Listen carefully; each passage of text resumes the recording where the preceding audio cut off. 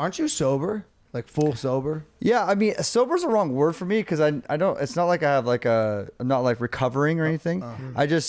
I did drink pretty heavily because I would just drink whenever I would DJ, and then there was a 2009 was a big turning point when I just was like, all right, I'm done drinking every show, and then that just led me I was like, okay, I'm pretty good. I never actually got into hard drugs.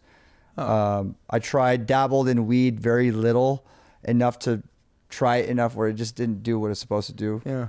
You know, it feels exhausting, that life of constantly traveling and smoking and drinking. And I feel bad for most DJs because a lot of them get through it by partying. But like, did you have a catalyst that made you go cold turkey? Like, did something go horribly wrong? Yeah. My very, my very close friend, he was more of like kind of like a big brother to me. He passed away. And that really like tore me up. So it wasn't like he died of drinking per se. It was just, for me, I just needed it was a complete reality check on everything. And like, when you're DJing and you're like, I mean, in the beginning, when you're DJing smaller bars and clubs, it's like you're partying.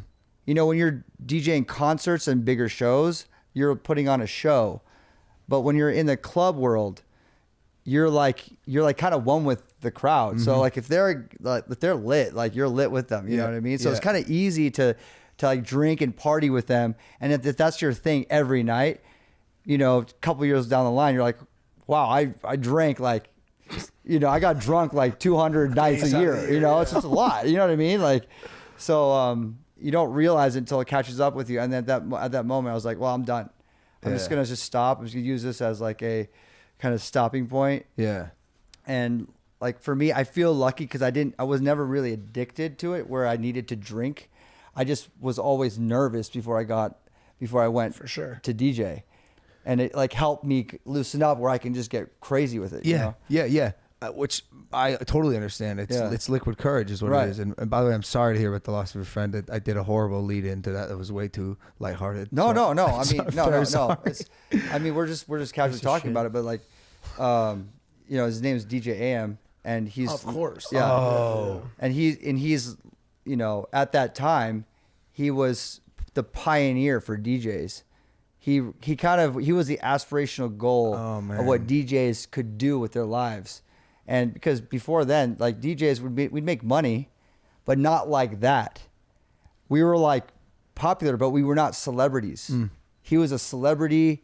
He was the first one to really make like some sizable amount of money from it. And he was also just a really kind, generous human being. So I was lucky just to be able to be in his presence and learn a lot from him. And it was just a sad story of him passing away.